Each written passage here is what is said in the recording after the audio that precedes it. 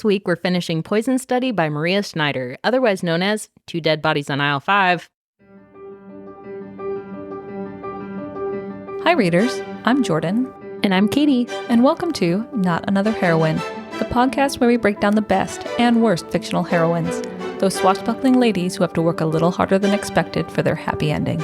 Want to see what's next on our TBR list? Subscribe to us on YouTube or follow us on Instagram for a sneak peek at upcoming content or to help us pick our next book.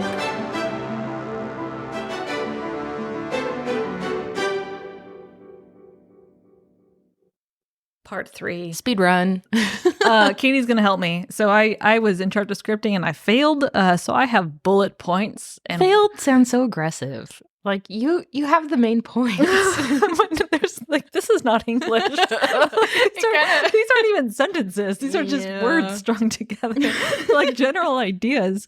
I kind of like Commander directs Valak to stay behind on the MD-5 trip. That's a thing. Oh, military district. Oh, I'm fucked up. Oh I'm my sorry. God, that's the most logical one in That was me. I thought you were just like speed typing like day and just missed all of the letters. We're losing it yes. on this book. We're not, Which is wild. We were talking about this. This book deserves better. We are both really excited to reread this book too. Yeah. And we're just kind of not we're treading dying. water. Yeah. We're not doing this book justice. No, I think. because it's so good. Like, it's one of those books though that you just have to read yourself. Like, just maybe ignore these past 3 episodes and just like read this book because we're not doing a good job of like selling it. I felt like we sold a lot of other books that weren't even as good as this one. No, like we probably sold Stardust Thief better than this one. Yeah. I almost feel like if you thought The Fourth Wing was lacking, you would like this one. Actually, yeah. Yeah, I feel like it has some of the same like energy. You know, I'm doing Italian hands right now. The vibe. Yeah, I agree. It's because Fourth Wing was trying to be adult fantasy, but was set younger. Yeah, and this kind of feels like that. Yeah, except it does it way better. Way better. Yeah. And I was noticing on this read through that the language is a little bit more casual, simple. I can see that. Yeah. It's easy to read. I feel like I didn't. Oh my God, what the hell is that word? I kept getting Shadow and Bone energy on this book. Oh, I could see that too. I feel like there's another book that has the same energy as this one. I can't think of it at all. I couldn't even give you a genre. I don't know. There is nothing going on. It's like a hamster wheel in my brain right now. Yeah. And the hamster is like being flung around. So, I just pictured a poor little hamster. Yeah, 100%. That's my brain right now. Just stumbling and flying off the wheel. Yep. Yeah. Aww. Hamster's getting yeeted. Jordan has been like stress playing with this towel. It's now covering. It's a napkin, Katie. Okay, part 3. Readers, thanks for sticking with us on this book. Yeah. Just read the book. Don't even listen to us. Yeah, and if you are listening and have listened to the previous 2, thank you. Yeah, honestly, you're doing God's work right now. Let's kick it off. Yep. We left off where the commander is being super weird with saying, hey, guys, let's have the Southern delegation come up. And there's going to be a huge delegation dinner. And I don't know that we've gone over it, but there is no relationship between Ixia. What is the name of this fucking country? I think it's Ixia. Ixia? Yeah. Ixia? Again, there's a bunch of vowels and I don't know how to put them together. Do you remember that book where we're like, we need a map and there's actually a map the whole time? Oh, yeah. I wonder if this book has something. Nope, no map. All right, we're good. Oh, okay, no. So Ixia and then the Southern land. Southern land is open to magic and is full of magicians. Yeah. Therefore, no relationship with the North, which is like, no, we're the military and no. Basically, all the magicians fled south when the war happened. And meanwhile, General Bitchface? Yes. Dickface? Dickface. Oh, Bitch. You combined them. Bitch ass and Dickface. I couldn't remember which one we were using. Third generation. So, General Bitchface. We're not going to get very far. No. So General Bitchface has a factory to make Criollo, which we've determined to be chocolate. Chocolate. Basically. And everyone suspects that the Criollo is a southern bean thing. And it has been like the side quest is what we said for Yelena and the castle chef. Oh, yeah. I don't even know that we talked about Rand. that. Yeah. Yeah. So back in part 2, she had these beans. She gave them to the commander. Commander was like, figure out what to do with these beans to make my chocolate. I ain't got time to deal with beans. So Rand, the chef, has been experimenting with making Criollo, and he's failing every single time. They cannot figure out what they're missing. Obviously, they don't have the recipe because General Bitchface is not going to give it to them. He wants to make it for himself. Mm-hmm. This is the whole subplot going on for this book, in addition to... Which is almost like the main conflict. Yeah. I think that's why this book is forgettable. Because like it's the conflict, but it's happening in the background. Yeah, I think probably because Yelena isn't privy to the whole thing. I could see that. Which is weird. Like she's offset from the main conflict. Mm-hmm. But anyway, so that's where we stand with the Southerners and the chocolate knockoff and everything. So chocolate knockoff. Sorry. That's what got you chocolate? Yeah, I don't know why. I just picture that really shitty Easter candy. Like the chocolate that doesn't taste very good. Yeah. It's like chocolate with a K. It's like there's no chocolate in this. Okay, it's dinner time. Fancy dinner. It's fancy dinner time. I just imagine, do you know the like Kool-Aid man that like busts through the wall? It's dinner time. Oh my God, what is happening? I don't know. There is not a single drop of alcohol on this table. No, which is, you would think this is the drunk episode. Yeah. It does not. No. We just have vegetables and cookies. Yeah. These are actually really good cookies. Yeah, so we're not sponsored by Goody Girl, but oh my God, if you could sponsor us, please do. But they're like gluten-free, healthier Thin Mint cookies. They're called just mint cookies. Bussin'. You will eat the whole package. Oh my God, I have. I've done it before. Yeah. I don't judge. I've done it too. Yeah. But we have it right next to our carrots and celery sticks. So we're feeling good about it. We're doing good. Yeah. Next to our like gigantic bowl of popcorn. Oh, just don't talk about that. Okay. Yeah. Dinner time. It's dinner time. It's dinner time. And yes. So Yelena is in her spot next to the commander. She's tasting the food, and Valak is there because he's in his like fancy dress uniform, and that was a whole scene where like they're getting ready for this fancy dinner.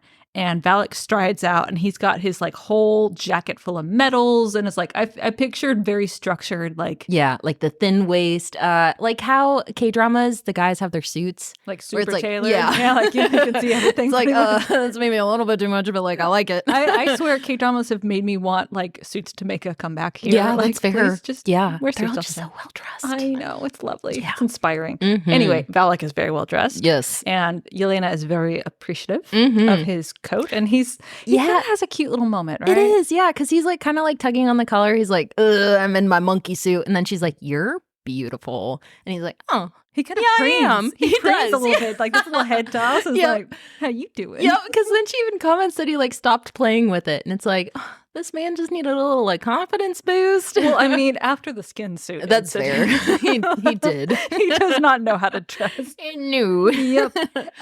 Okay, so they're all sitting around this table. Things are progressing well, and Yelena goes to take a sip of this celebratory cognac. I think is it's like some kind of fancy wine liquor thing from the South. Yes, that the Southern delegation brought with them. And so she takes a sip, and then she gasps and yells, my love. Not at Valak. She just yells, my love. And then passes out. Yeah, almost dies. Yeah, instantly. Like one little drop, and she's done. Yep. And then she wakes up like 3 days later, not knowing what is happening. Yep. Which, again, we talked about it off. I want to say off screen, but we are not on a screen of any sort. No. Off audio. We talked about it. But it was kind of a fun callback because in the very beginning, he literally says, he's like, okay, so you're going to try this my love poison so that if you ever taste it again, you'll have like 2 seconds to scream out my love. And that can indicate who like we think the poisoner is. And then it literally happens. Because I feel like it's sometimes in fantasy books, they like talk about like the stakes and they're like, oh, you need to learn how to do this in case this happens. And like, it never really happens. But it happened. Like, I feel like it's one of those when they talk about the title of the book in the book and then you read it and you're like, oh, that's the title of the book I'm reading. It was a very cute. Yeah, I loved how they tied it together. I also love like the poison's called my love. That's very fitting for a poison. That is too. But also that no, your brain like, oh, that's a dark door. Yeah, I was like, ooh. At first I was like, oh, cute. Oh, no, not cute at all. But it is cute that she has to shout my love. It is cute. And for Valak to like help everything out. Oh, yeah. You're cute. So she's recovering after basically puking her guts out for a couple days.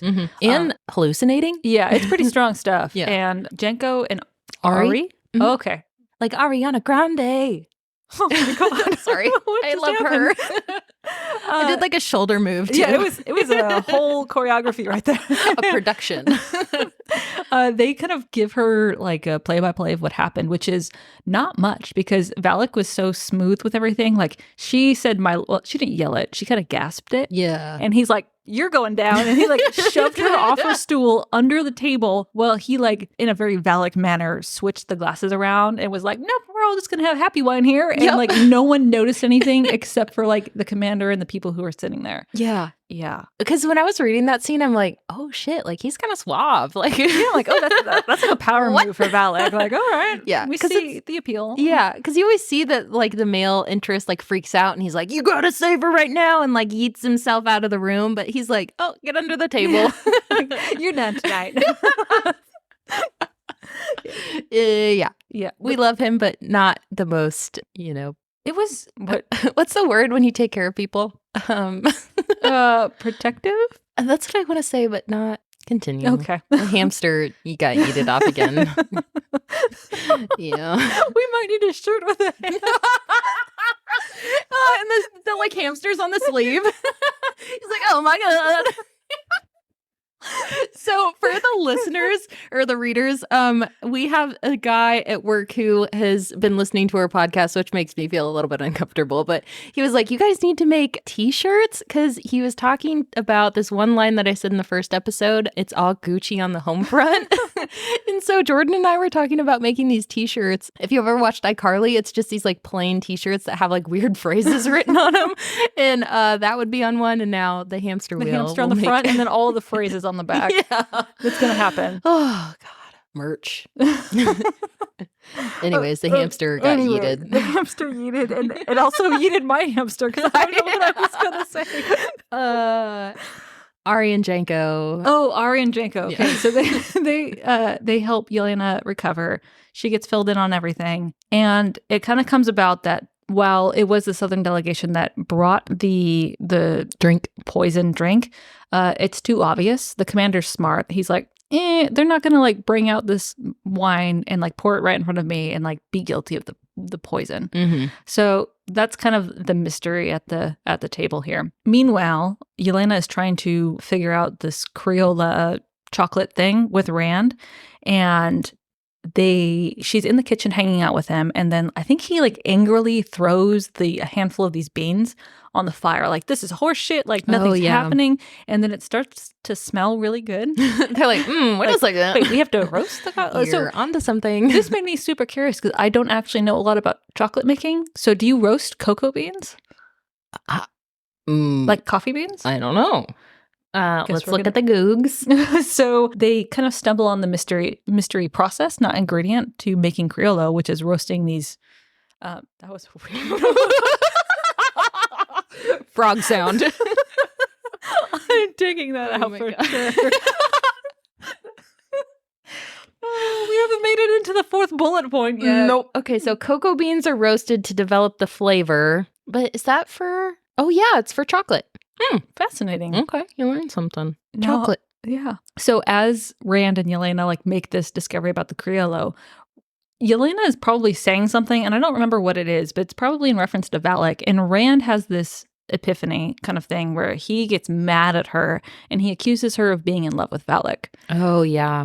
And it's like a point of self-discovery for Yelena where she's like, oh, that's why I think he's hot. It's like, wait a second. Like, is that what's going on here? Because I think he's like trash talking Valak, and she's like, well, he's like not actually that bad. And he like dramatic turns, like, what did you say? Well, because Rand's background is really sad. Yeah. Did we super talk about fucked up? it? No, he didn't. Oh, okay. So Rand, he's the castle chef, and he's kind of young.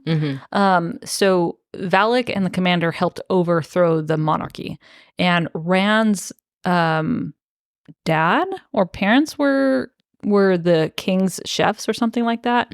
And I think they died.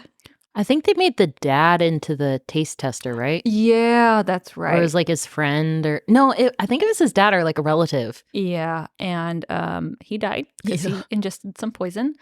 Yeah. So Rand had major beef, and then he tried to run away, like escape to the south, and Valak chased after him and... Or guards. Oh, yeah, and like hobbled him. And shattered his kneecap so he couldn't run. That sounds so more like in the book, it's kind of like, oh, you know, did all those things and it's like bad, but like, oh, Valak. But when you talk about it like that, that's like fucked up. Yeah. So Rand has a very tragic backstory. And so his like shadiness throughout is very much justified. Yeah. Because we didn't talk about Captain Starr, did we? Oh, no. And that was a whole point in part 2. Like, did it happen in part 2? I think it's in part 3. Yeah. No, because they haven't gone to the meet yet.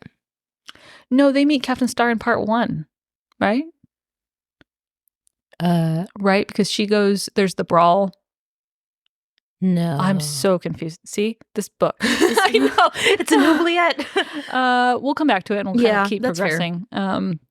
So the commander wants to take a trip to MD5, Military District 5, and he directs Valak to stay behind. And I don't remember why, but it's like commander is kind of not in his right mind. It's kind of this impression that the commander is a little off ever since he started, wink, taking the Criollo. That was subtle. Yeah. And so Valak is kind of unnerved by the commander's behavior, and he says, okay, well, I'll stay behind, sure. But Yelena is going with the commander to MD5, which is coincidentally where General Bitchface is from. And so she has all of this turmoil going on, like, oh, this is the place where I was abused, and going back to this awful hellhole. Before she leaves on this trip with the commander and this whole delegation, Valak kind of pulls her aside and gives her a hand-carved butterfly necklace. It's like, so cute. You're just like this butterfly. You're beautiful, but strong. Does he say that? I don't... Dumb. Yes, God. He does. Big yikes. It's pretty cringy. But you know, when I first read this, like, and if you're reading this for the first time, it's probably like, oh, adorable. I feel like when you're reading it, you're like, oh, this is actually kind of cute. But then saying it is cringy. Just a little bit. I forgot, but right before she's getting ready to leave on this trip, she's secretly meeting with the Southern magician, Iris. Oh, yeah. Who is also the leader of the delegation. So this is the chick who tried to kill her in that bar fight thing. Whoops. So again, like all of these other additional layers are going on in the plot. And it's a lot to take in. You're able to follow along, I think, pretty well. I think so, yeah. But yeah, trying to replay this. No. Because it's all things happening at the same time. Yeah. Because I think before Yelena goes on this trip, they meet with Captain Starr, who's like this kind of rogue spy lady who's like buying secrets, trying to like overthrow the commander or whatever. Because Yelena and Marg go, and they're like, oh yeah, I have this like information to sell you. But like Valak knows about it the whole time. And he's like, Marg is still actually working for me. And like, I know that she was going to go sell that information. Like, it's like a double. So it felt like the Captain Starr plot was like unnecessary. It was too much going on with all the chocolate thing and the general and way too much. Yeah. But it was a fun like espionage field trip, I guess. A little bit. I think it's just more opportunities for Valak to save Yelena. That's the only time that happens is when Captain Starr is targeting her, or she's like embroiled in the plot with Marge. Is when Valak has to step in and be like, I'm here for you, my love. Like, my love. Little. Anyways. Yeah. She goes on this delegation on this trip thing down to MD5.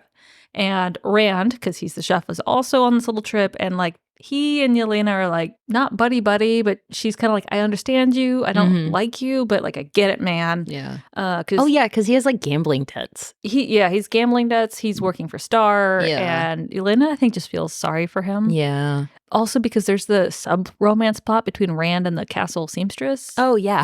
Like that felt unnecessary too. Yeah. That's the episode title. Yeah. Sure. Yeah. Rand lures Yelena into the forest as they like stop for the night on their way to MD5. Shocker, it's a trap. No. Oh, no. What is she gonna do? Yelena fights back because it's like a trap set up by Star, who is paid by someone else to like get Yelena. Because we don't know yet why Yelena is special. She's just constantly being targeted. Like people want to kill her. Yeah. Yelena fights back and kills 2 men. And this is a big no-no because, like, you killed some people, you're going to die too. Oh, yeah, because that's at the very beginning. Like, that's why Yelena didn't get any mercy. Like, yeah, it's the code of behavior thing that's going on. And so she's like, as she's fighting back, she's like, oh, I'm fucked. Like, yeah. Like, who knew? Like, I'm defending myself, but it doesn't matter. Oopsie. Yeah. Except who appears. Huzzah! Yep. So he completely disobeyed the commander's order, snuck onto the road trip as well. And he appears in like the guise of like a ground soldier, basically, and helps Yelena out by basically showing up and be like, hey, good job, honey. Like, you're a good fighter now. And then like calls in the cleanup crew. Like, we got 2 dead bodies on aisle 5. That was it. That was it. They like agree to... I can't get over that. I know. That was beautiful. I will say, though, like, I feel like Valak is a required character for the world building of this, because sometimes you get these fantasies that have these kind of very like strict code of behaviors or whatever, and like this kind of utopian society almost where there's like very concrete rules and you can't deviate from them at all. But it's like Valak is the like more pragmatic one. He's like, no, we need to kill some people like to make sure that the commander stays in power, like, and I'm gonna break the rules, but it's to support the like government, basically.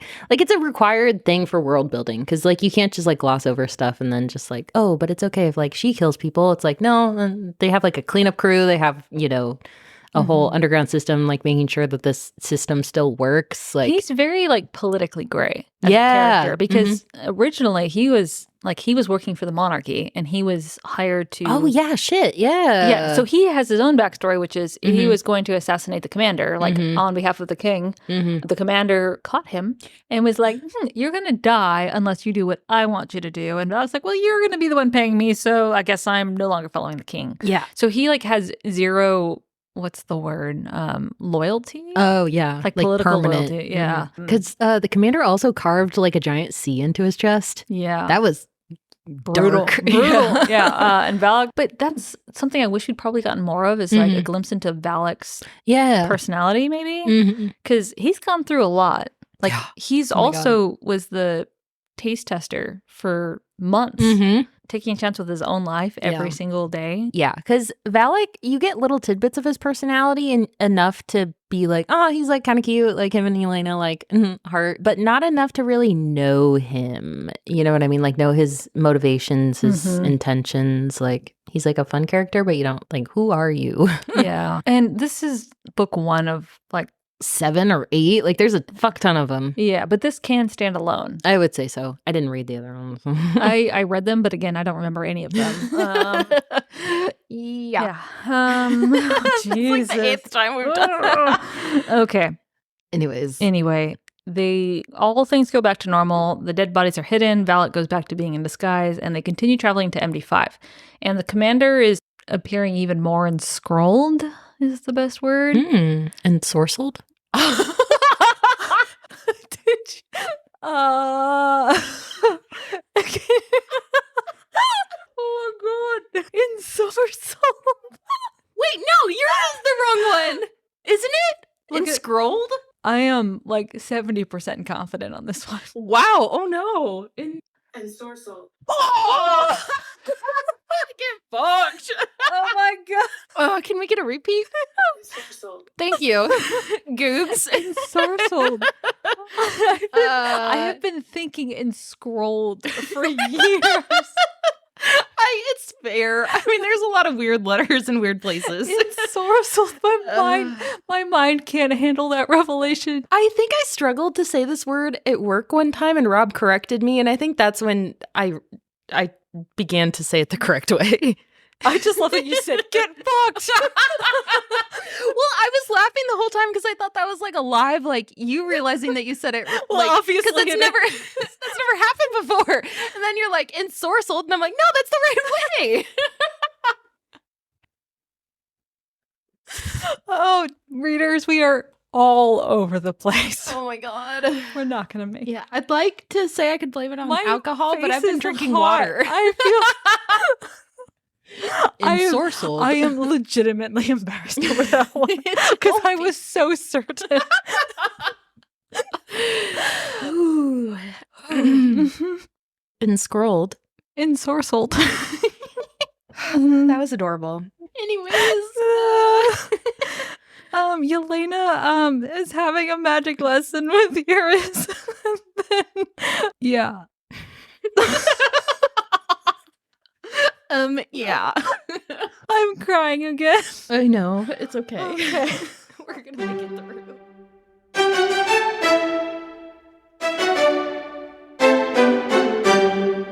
Where did we leave? Okay. Basically, this trip happens. They make it to MD5, and Yelena, I think, has like an acrobatic session. Like she goes to perform or something. Do you recall that happening? No. I don't. Oh, yeah, because they get to the factory in the like castle or whatever, and the commander is immediately like whisked away, and like basically the mask is thrown off, and Brazile's like, anyways, I'm gonna be the new commander. And they throw Yelena into like a room, and she's like, haha, I spent my whole entire childhood here, bitch. And then she like bamboozles them, and then does like an acrobat thing out a window, and then meets back up with Valak and the magician. That sounds right. Okay.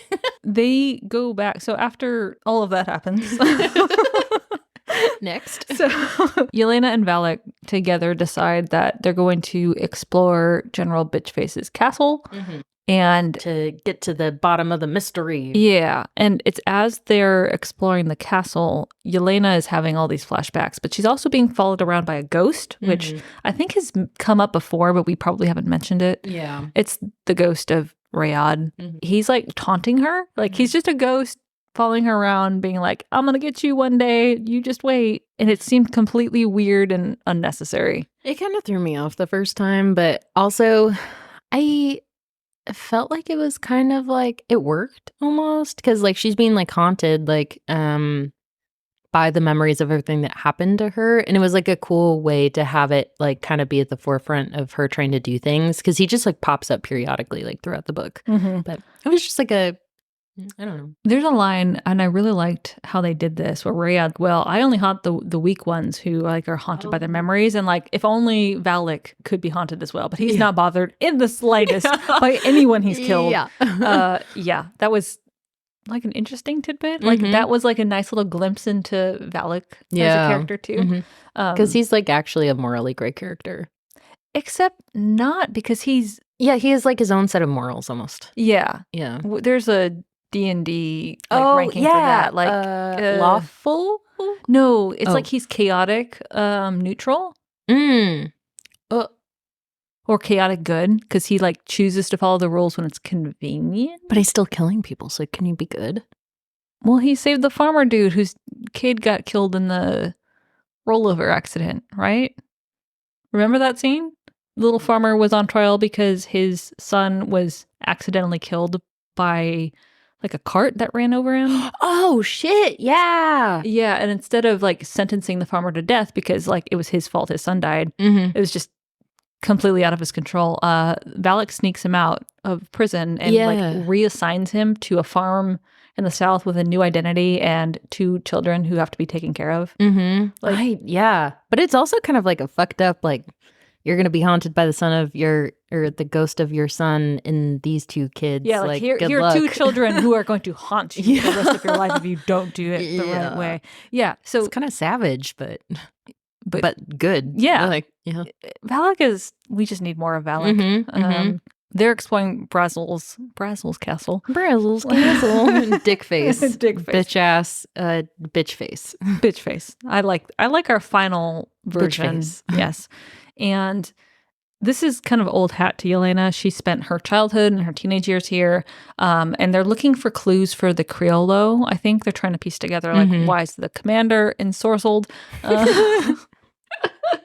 Yes. And Valak is, they part ways so they can cover more ground. And I think Valak's in another one of his skin suits, actually. I'm almost positive he is. He takes every opportunity. Yeah.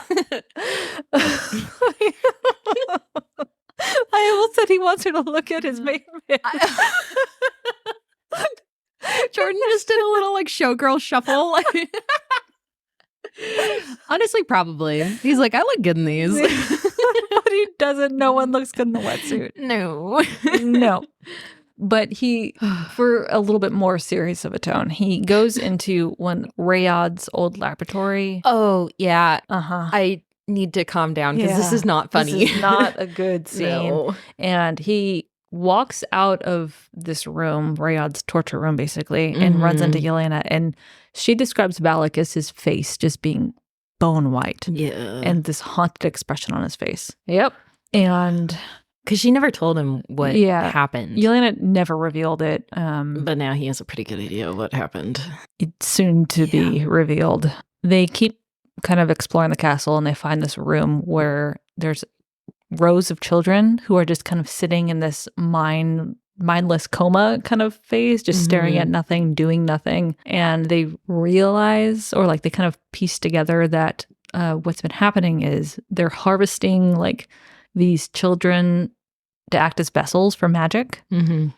It's very dark. Yeah, because Captain Bitchface has like an advisor who's always present, like Mogkin.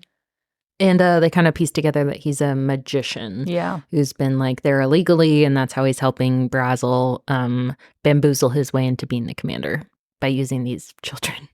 Yeah, so the whole other overarching plot is the fact that it's pretty well established that despite being anonymous, General Bitchass or Bitchface, yes, he's going to be the commander's successor. And the Criollo is involved, and Malkin is also involved.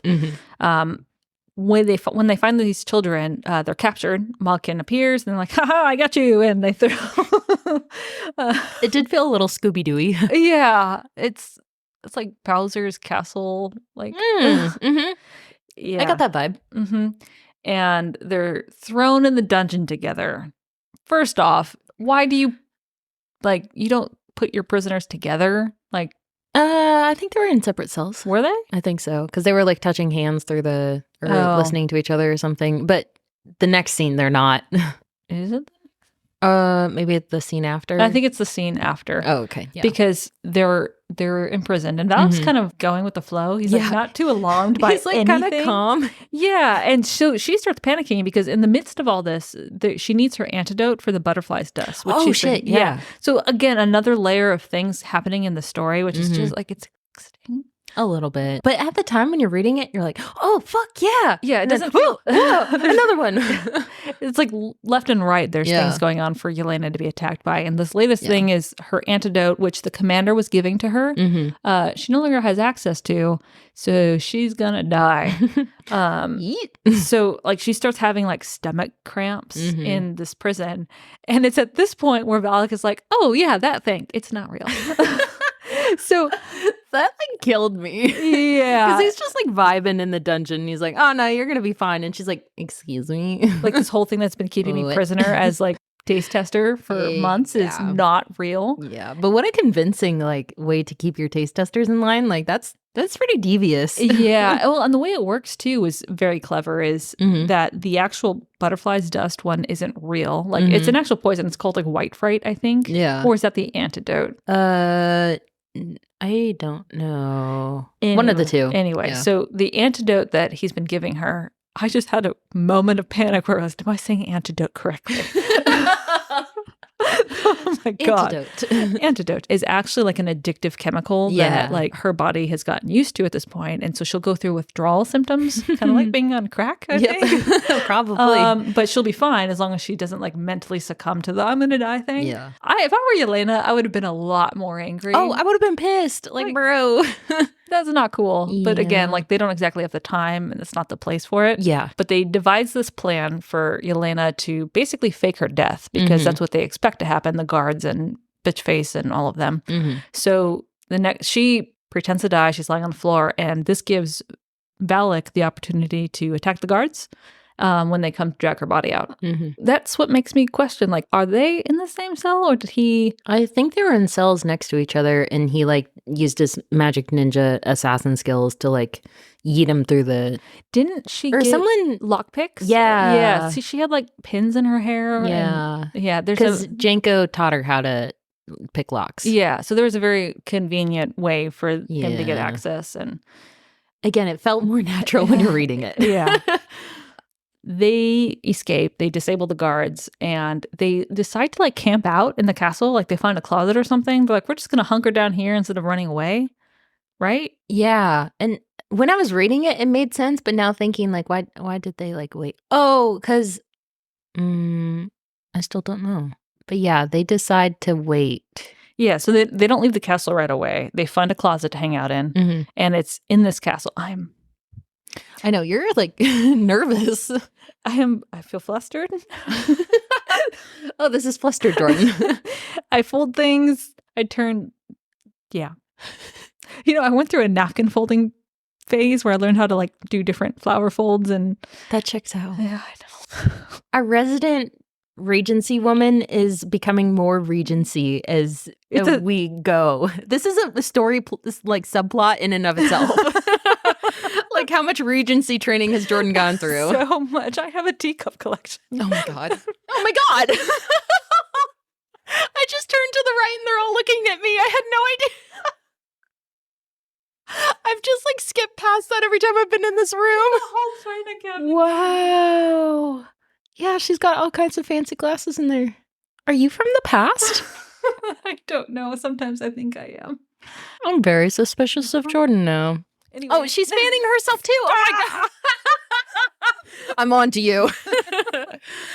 We gotta finish this book. Yeah. This is the last part. They hunker down in these jail cells for some reason. Yeah. It feels legitimate in the book, but right now we can't remember it. And this is the scene. It's very romantic. Not. Yeah. There's like rat droppings and stuff. Yeah, like it's gross. And like they have this very rushed confession of love. Like, I wish I could describe this better. Maybe I almost feel like we should read it because it's very like abrupt. And that was kind of the thing that irritated me is like they had time, but like the ending of this book felt like a lot was happening all at once. And the romance almost felt like a secondary, like, oh, gotta wrap that up too. Let's get her done. Because like Valak, he's like doing something else. And then he's like, before we go on this like probably death-defying like trip, like, I love you. But it's like very like, oh, okay. He's like at the point that he can confess his love and then they have sex. It's literally in the last like 10 pages. Like I found the I love you scene, but I can't find that. Oh, it's right after. See, that's what I mean. It's right after the I love you scene. And then it's just said in such like flowery language that you don't know it's a sex scene.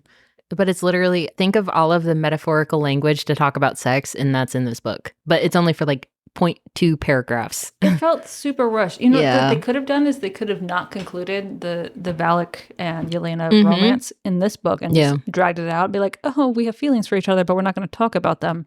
Especially with how it ends. Yeah. Yeah, that would have been a really good, that would have immediately made you want to read book 2. But no, you get a romantic conclusion, basically, very quickly in this dank closet where they're like, I love you too. Okay, let's go take down General Bitchface and his, magician pet. Yeah. And then you get like part 3 breakup scene kind of at the very end, but it feels like, but okay. Not. Like, okay, this is how it's supposed to happen. Anyway, they have their confession of love. They do some things. It's fine.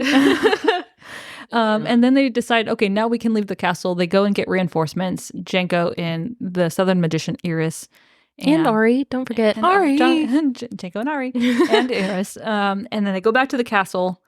And there's like an epic battle because, of course, there's always an epic battle at the very end of the book. And we learn that oh my God, words are hard. It's okay. We have like 3 lines to go. we do. So Mogken has kind of been working underhandedly with General Bitchface. So there's 2 plots going on. General Bitchface wants to be the successor. He's got his Crayola factory, and he was actually working to get a trade agreement with the South, which is actually fine. Like, I don't see anything wrong with that. But Mogken was like, the Southerners want to kill me because I'm an evil asshole who kidnapped children and used them for my own power. Yeah, because he's done this before. Because that's how, like, Eris got involved. She's like, what did you say this guy looks like? That sounds like the psychopath serial killer we had down south. Yeah, and then they realize that, oh yeah, it is in fact him. So he is wanted in our country. And he's like, you can't let the Southerners in here because I'm going to die. Yeah. Basically, battle happens. They take down Mogken, and Yelena does some magic stuff to disable Mogken, kind of. Yeah. It was very vague. Yeah. And she kind of throws her pocket knife at him, but it doesn't quite work. And it gives Valak this opportunity to like swoop in. That is true. Yeah. And like he takes the knife. It's very theatrical for no reason whatsoever. And he like uses her pocket knife to kill Mogken. And then he like bows in the middle of this fucking fight to Yelena and says, "Your knife, my love," or something like that. And we love a man with some pizzazz. He should have been in the skin suit. Honestly, he was. There's no doubt. Yeah. Even if he was like under his clothes, he's like, let me take it off really quick. Yelena's just watching like, what? Yeah. So they kill Mogken, but the commander is still in this coma funk thing. I love this scene. This is probably the coolest part of the whole fucking book. Like, worth it to read this book to figure out this main reveal, which you will not see coming. Yeah. I guarantee it. And it's not even like a reveal. It's more like a background information. It's like, so cool. Just such a fucking like, fuck yeah. I immediately wanted to know more. I know. Like, I want the commander story. Yeah. I would pay money. Oh my God. Can you imagine? Ugh. Bussin'. That is a badass character. Yeah. Okay, tell us why. The reveal. So the commander is still in his coma, and Yelena's like, I think I can help him. I can pull him out of this because he's brainwashed like the children are brainwashed, but like not gone. So Yelena kind of basically goes into the commander's brain, and she finds him in this landscape of mountains and snow. And there's a whole backstory that we learn in the very beginning of the book about how there's these mythical kind of snowcats. Yeah. Terror, like. Because like the commanders were like, how do we deal with the snowcats? And they're like, just leave a bunch of meat for them and pray. And they're like, what? Because they're like gigantic white tigers that will kill, like cannot be killed at all. Yeah. And so the commander's story is he's from the north, and he went on a tiger snowcat hunting expedition all by himself to like prove himself. And so this is where in his mind that Yelena finds him. And he's like in the mountains. There's I think a dead snowcat at his feet, covered in blood. And Yelena's like looking at him like, why do you look so familiar but not? Like, you look like the commander's sister. And then she's like, oh shit, that's not the commander's sister. It's in fact the commander who is a woman. Yeah. Born a woman. And the commander has this like badass like monologue in the middle of like this barren landscape covered in blood. And she's like, I have killed the snowcat. I have declared myself as a man. Like, you must see me as a man, like who I was supposed to be born as. And you're just like watching this like, fuck yeah. Yeah. Like it was a whole huge like powerful moment for the commander. And his thing is that he was born as a woman, but he never felt like he was a woman, which this book came out in 2005. Yeah. Holy shit. Like way ahead of its time. And it was a huge reveal, but it felt so natural in the story and for the commander. Yes. And I forget exactly how Yelena pulls him out of it. Oh, they're on the like barren snowscape, and the commander is basically like, I need to escape and get back to, you know, what's going on, but I'm surrounded by all of these enemies. And they're like formed a circle like off in the distance around them to keep them inside.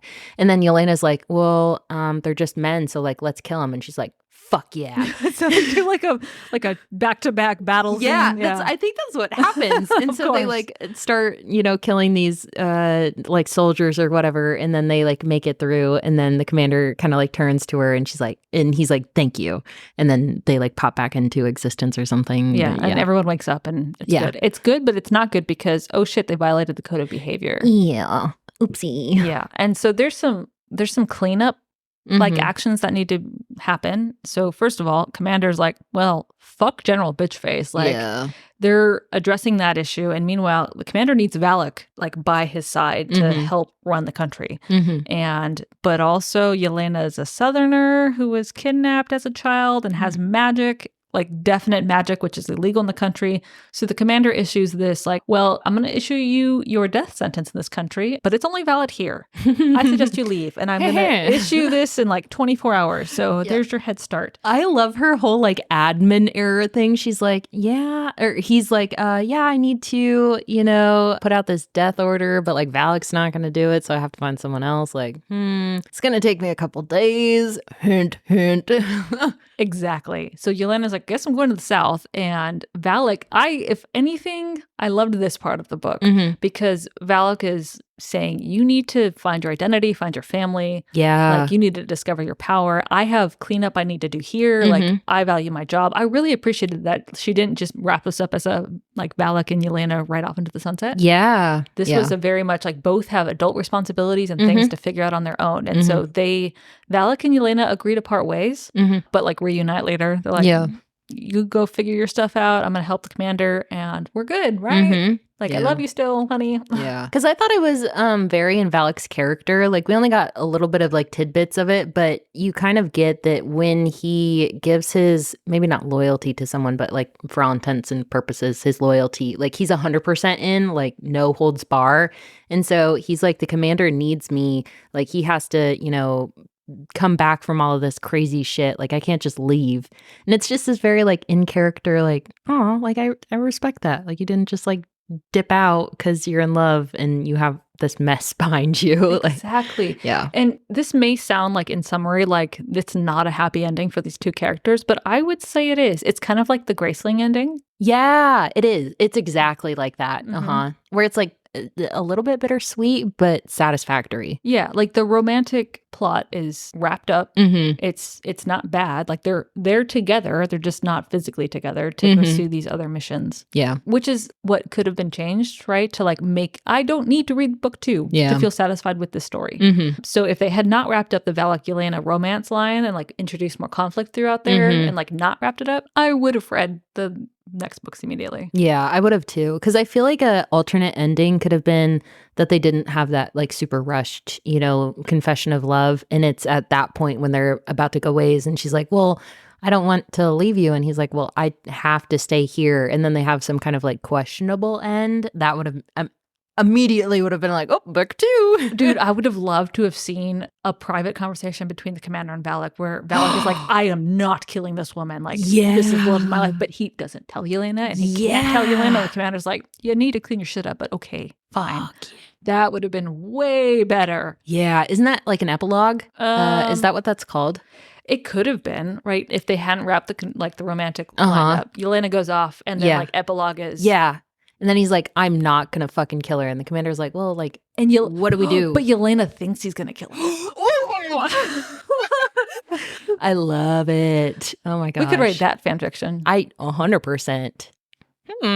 Jordan has her like, I'm thinking face on. Because that would be bussin'. So much better conflict. It really would have. We'll write a fanfic for the commander because I love him.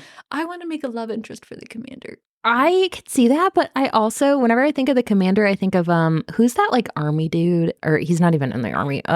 Call Sign Chaos. That was his book. Mattis? General Mattis. Yeah. That's exactly who I think of when I think of the commander. Like the whole like warrior monk thing or whatever. 100% the same concept. Yeah. That's the vibes I get. But also I could see like a cute, like tender love romance. I just love his character. Yeah, he's cool. Give me more. We don't get enough. We don't Nope. get enough of the dude characters. Like, we got way more of Rand Mm-hmm. than we did of Valak and the Commander. Which is weird because like his story arc didn't really impact anything. It almost felt like Rand was created to be the romance. Oh, shit, interest, yeah. And then like they changed. I could see that where it just like didn't work out. Yeah. It would be fun if they played that up a little bit more because there's like some allusions to like, oh, like Yelena and Rand are like, maybe there's something. But then there's also this underlying like, oh no, Rand is for sure with the seamstress chick. It's almost like they killed the love triangle. Like it was designed to be love triangle. And then maybe an editor was like, we've had enough of that.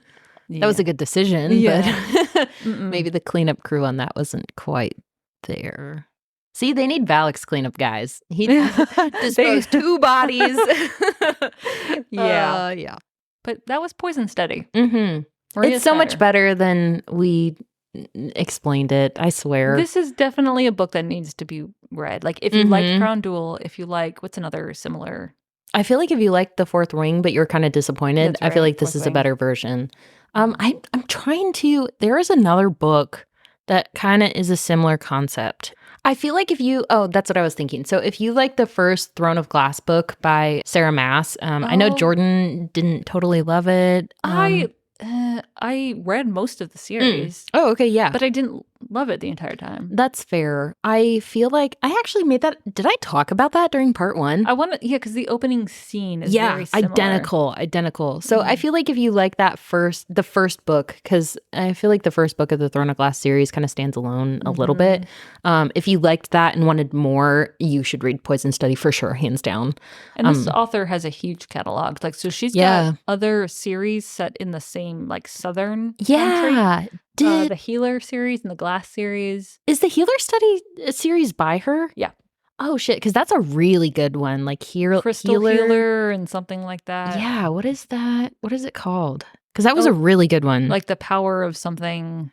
I went through a phase where I just like... Has like a girl on the cover like holding something. Yeah. I read Poison Study and then I immediately read every other book. I did too. Yeah. Well, I didn't read the rest of the series, but I read the other one, the Healer one. Yeah. A part of me, though, feels like that's not by the same person. No, it has to be. That's what I thought, too. Convinced. But, I can just, Maria Snyder. Are you guys getting these, like, ASMR sounds as I'm typing on my computer? I really hope so. Dinosaurios? Oh, that's not the book I'm looking for. Okay, Goodreads. I'm looking. This is the exact venue for this discussion while Jordan is pulling Touch up. of Power. Yeah, and it has a little like girl in the purple dress on it, holding like an orb. It's by Maria Snyder. Yep. Oh, okay, that's a bussin' one too. But it suffers the same like oubliette. Like I have no idea what this book is about because I could not tell you. I know I read this book. Gun to my head. Yeah. Oh, yeah. But Goodreads search function sucks balls. Yeah. Like you type something in and like if you missed one word, it's like, I have no idea what book you're talking. I've never heard of that book in my life. If you've ever searched in a library, like an online library database, it's like the same function. Like if you search the wrong order of an author's name, you're not going to get any results. Yeah. It's like, can we get some like AI up in here to fix this? Because like, what the fuck? Because that happened to me. Iron Widow. I kept typing in the Iron Widow and it was like, I have never heard of this book before. What are you talking about? It's like, this book has been read by like 100,000 people. What are you talking about? I sent you an article. It was an Atlantic article about Goodreads. It was locked behind a pay thing, so I couldn't read it. Please paraphrase though, because I'm interested. Okay. So in short, it's basically Goodreads is trash for book reviews. Like you cannot trust any of the... That was harsh. It's not trash for book reviews, but it can be abused. It has been abused by like review bombing for people like new authors and then like frenemy and enemy or somebody hates them. Yeah. So like gets a bunch of people online to like leave shitty reviews about a book that they've never read. I guess it's happened a couple times where like an author or a reviewer has been bullied. So it's this review bombing thing. And it's happened to movies too. I think it happened to Barbie too on Rotten Tomatoes. Oh, I could see that. Yeah. But basically you can't trust necessarily the rating scheme because they're not verified in any way. I could see that. Because so A Deadly Education, I feel like we've talked about it a couple times by Naomi Novik. It had really bad reviews when I first went to read it. And I'm like, I don't know. Like I love everything Naomi Novik's written. Like this is kind of weird. Mm-hmm. And so I put it off for like a really long time just because of Goodreads reviews were all like, oh, this book is like not good. And then I read it and I'm like, this is bussin'. Like, what are you guys talking about? And then you actually like read the reviews and you're like, this is kind of like an incoherent point. Like, I don't even It's like know. somebody who read the back cover and that's all they know about the book. Yeah. Or they're like on some kind of like, quest because they're like, oh, I heard one person's opinion about this book and I think it's trash. Like the opposite of what happened with The Fourth Wing, where like one person thought it was good and then everybody's like, oh yeah, The Fourth Wing, love it. Yeah. They like hopped on the hate train. That's why some way to verify like so this is not a great way, but Amazon can tell when you finished reading a book on Kindle. Oh yeah. So like, it can tell if you like, I mean, you can scroll through and like click through all the pages, but that's a lot of pages to click through. Because Amazon has that like verified purchaser thing in their reviews where it's like, yeah, this person bought this item, like you could probably trust them. It'd be cool if they had that with Goodreads with like the major book purchasers like Barnes and Noble and like Amazon or something, just so it's a little bit more like this person actually read this book. Yeah, but that kind of goes into the whole like marketing thing we were talking about these books. Like, oh, did you get a swag bag for this arc that you have? Like, okay, I guess you're leaving a good review, which is kind of the whole like opposite point to arcs. That's why I appreciate when some people kind of flag it. They're like, oh, I received an arc in exchange for like a unbiased opinion. But then there's sometimes when they like say that and you still like look through it and you're like, this is the only 5-star review of this entire book. Like, that's how I felt about that's suspicious. Smith. Oh yeah. Until I found like another reviewer like who had the same points that I had. I'm like, oh, yeah, I'm not crazy. Okay, yeah. But I will say this for Goodreads, like I don't want to shit on Goodreads because back in the day it was like the only go-to. It still is. Like I don't know any other book catalog. Yeah. Yeah. But their list, like Listopia, I think is what it's called, amazing. Yeah. Like, if you can find a list from the number of times I have searched for romances featuring like letter writing. She's the one that owns that list. I don't own that list, but I've definitely searched for that list, and it does exist. Oh my God. I'll link it in our show notes. Yes, please. Oh my gosh. Because that's how I was looking through fantasy romance books to find, and that's how I read An Heir of Fire and oh my God, the Winter King one. The ones that Jordan's are like, are you so fucking kidding me? And I'm so like, these bad. are so good. But yeah, the lists are user generated and like anyone can add to them. Yeah. So like, but like fairy tale retellings, like the number of the like Cinderella and Beauty and the Beast ones. Those are the big ones. Except, so I was trying to make a reel for our Instagram, and I was looking up some of the very like dark romance books. And so I found a list that had them on it, and when you click on the book, it'll tell you other lists that book is on. And Haunting Adeline, have you seen that? I've seen the book around. I don't think I will ever read it, but like just based on some of the reviews that I've read, I have like trigger warnings that I'm like not super comfortable with, but it had book lists that book is also on, and it's like the greatest books of all times. What? I know. And the first like 3 pictures were like The Giver, Harry Potter, and then like Percy Jackson or something. I'm like, if you were reading those books, you should not be reading Haunting Adeline. Like, please don't. Maybe we should do a list for the pod. Ooh, all the books we've done. Yeah, and then like rank them. Yeah, I mean, Crown Jewel will be at the top, but obviously. It's not really going to be a surprise, but that'd be fun. Yeah. And then people could follow them. Oh, my cute. Ooh, ooh. We always try to do new things. It's this is a part-time job, and we're not getting paid. Yeah, we are doing this for funsies, and it's a lot sometimes. But it is so much fun. Like, it really is. I learn new words every time. Oh my God. I do too. I mostly feel embarrassed that this is going to be on the internet for the rest of time. Oh my God, I don't want to think about that. Yeah. But anyways, that's part 3. That was Poison Study. Thanks for making it through with us. We appreciate you. I don't just say that. If you're still listening, it in my entire being. If you can listen to us and to me mispronounce So many words. Yes, all of the words, basically. I don't know how this is coherent. I saw that we have listeners in outside of the United States, which... Oh my God, I'm sorry. If you were listening to this, like, God bless you. Because there's no fucking way. I can barely understand this. Add in, like, our weirdness on top of American English, which is already fucking weird. Yep, yeah, like, no way.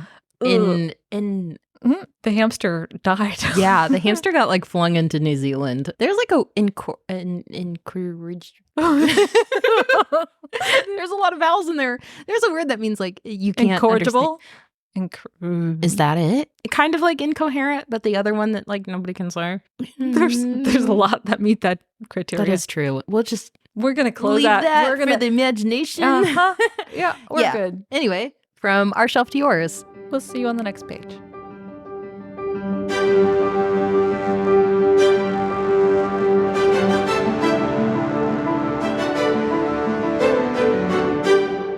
Hi, readers. If you'd like to help us pick our next book, send us a message on Instagram. Or if you'd like to just listen, we post new episodes every Monday and Wednesday on Spotify, Apple, and Amazon. Thanks for listening. Bussin'.